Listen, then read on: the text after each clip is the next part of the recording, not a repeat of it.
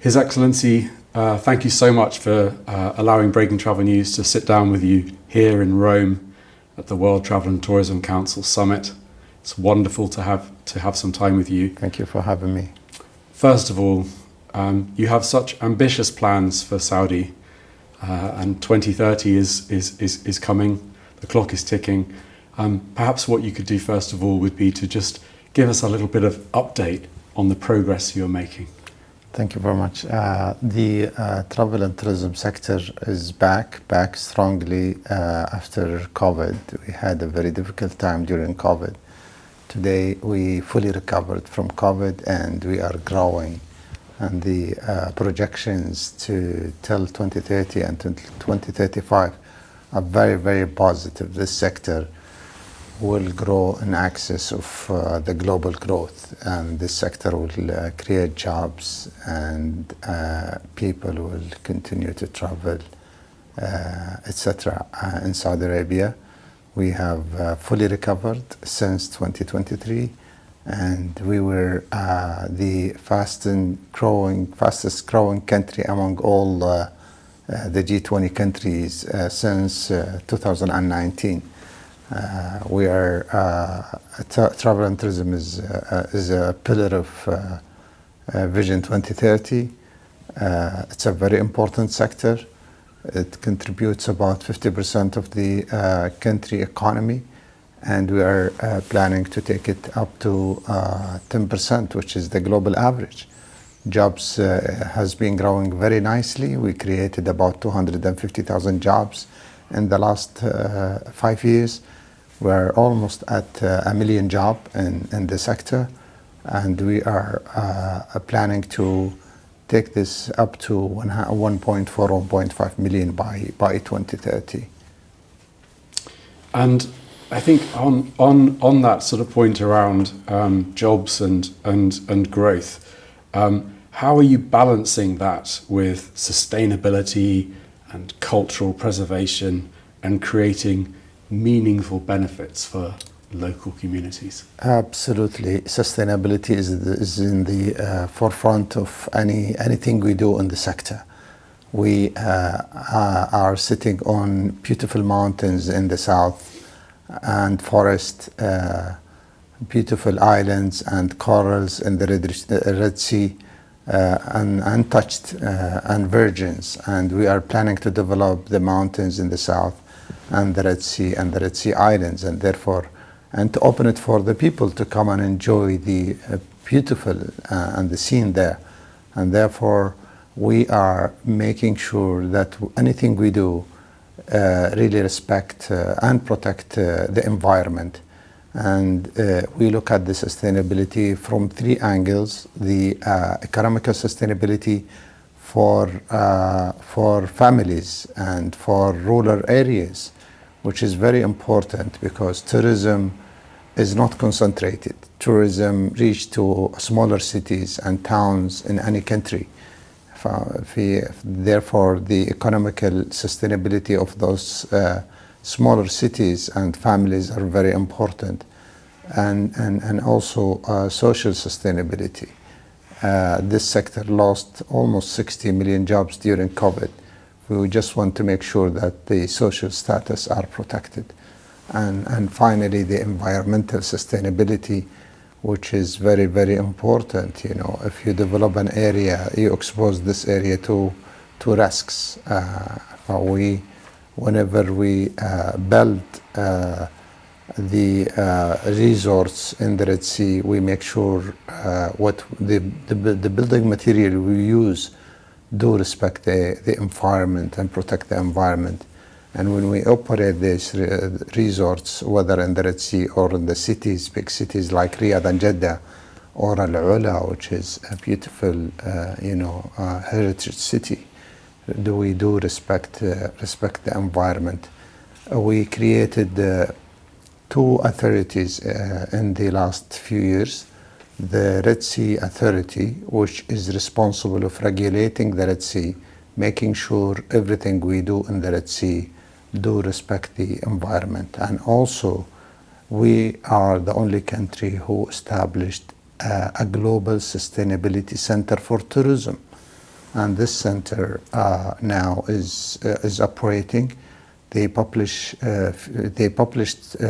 few reports about the importance of sustainability and environment, and the center will help and enable not only Saudi Arabia but all the countries to get aware and to know and to learn in how to deal and handle the environmental sustainability.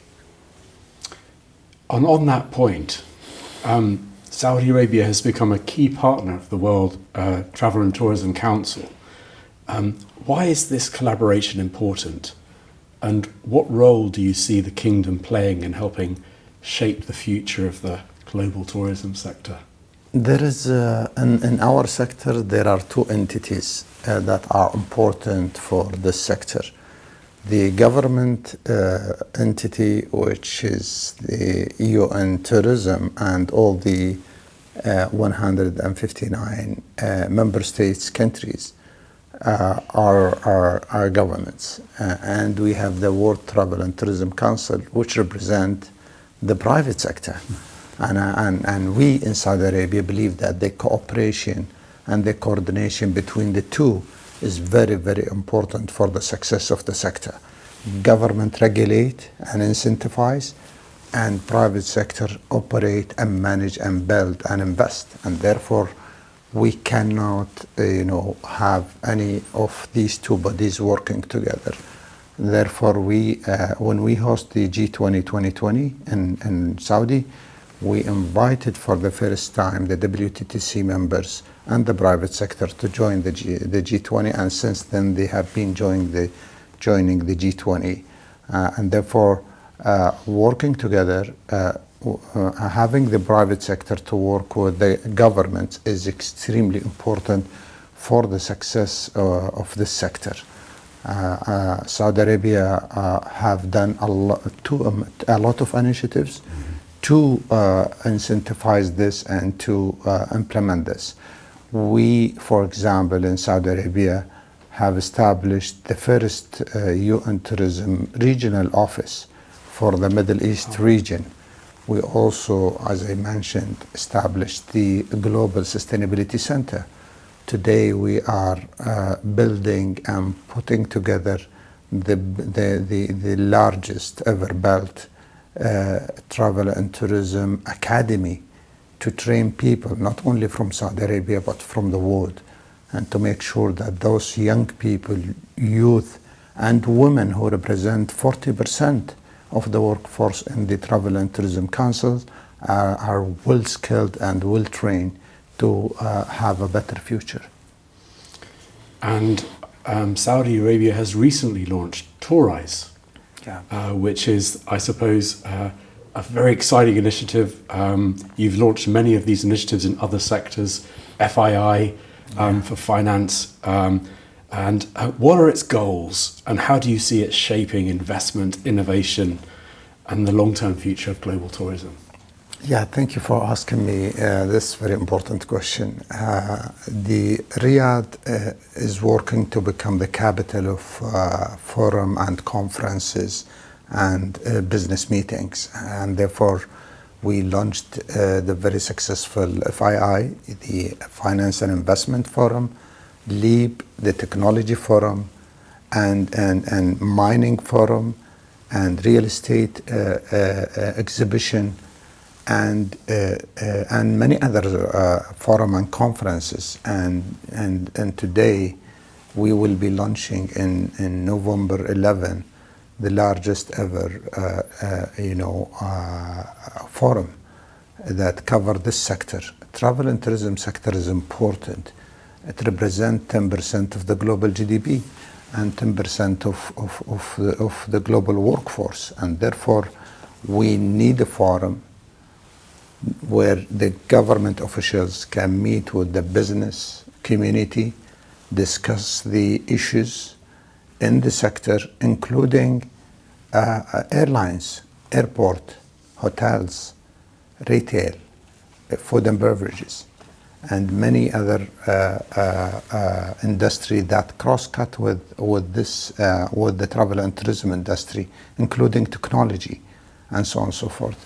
And therefore, they will gather together in Riyadh in the biggest ever forum in the travel and tourism sector to discuss the sustainability and the challenges and how they can overcome the challenges. They will discuss the connectivity. Thousands of cities are not well connected, and therefore connectivity is important.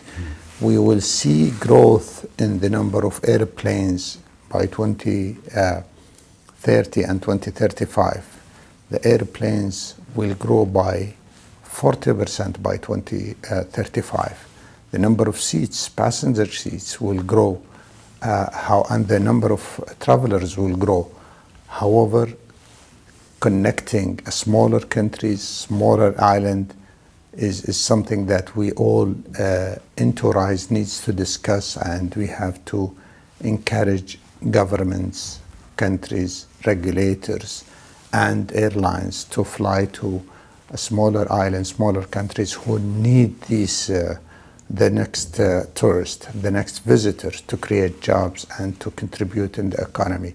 We will also discuss over-tourism. Some cities are facing challenges with over-tourism, and we'll discuss human capital capacity, investment, and so on and so forth. For RISE is going to be the platform for the global leaders from the private sector and public sector to meet every year and discuss the challenges that this very important sector is facing. And one of those challenges you're also very much focused on today. You've revealed the Future of Travel and Tourism Workforce Report. Yeah. I know this is a subject that you're very passionate about because you've already mentioned this before in this conversation. So tell me a little bit about, from Saudi's and your perspective, what needs to happen now to turn this challenge that we've got into a real opportunity? Absolutely. This sector is one of the most important sector for job creation, not any job. We create a lot of jobs for women, create a lot of jobs for youth, and therefore we need to supply the market with jobs to observe the demand that will be created in the next years.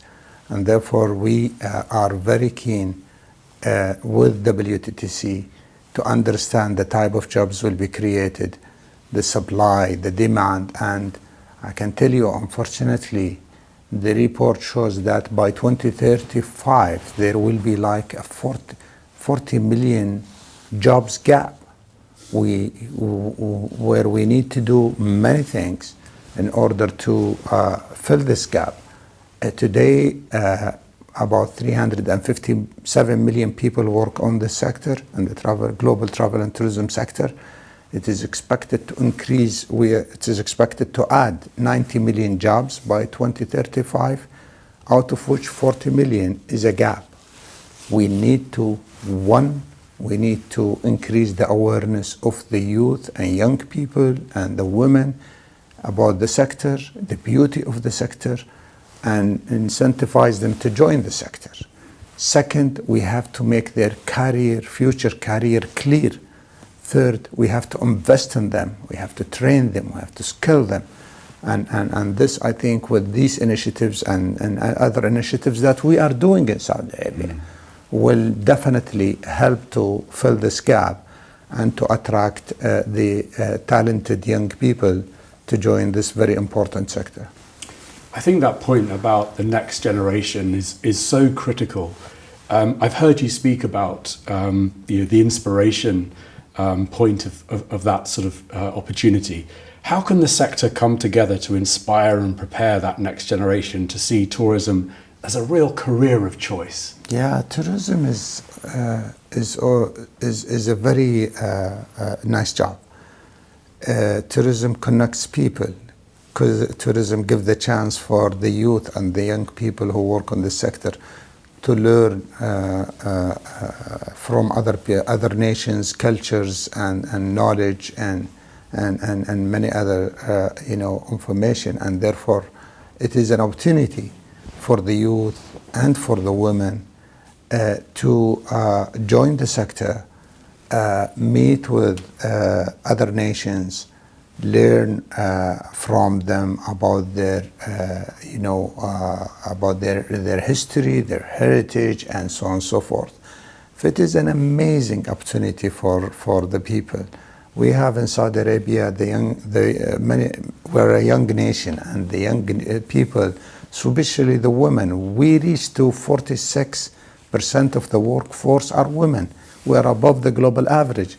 And women like to interact, they like to learn, they like to share our culture and be proud of telling our stories. And therefore, we believe if we make the youth and the women and the young generation aware about the beautiful environment of this sector, incentivize them to join, and ensure a prosperous career path for them, invest on their skills and knowledge through training and development, we will succeed in closing the big gap that is projected to be and mentioned in the WTTC report.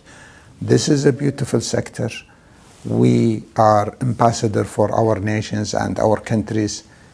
I like to learn about other nations.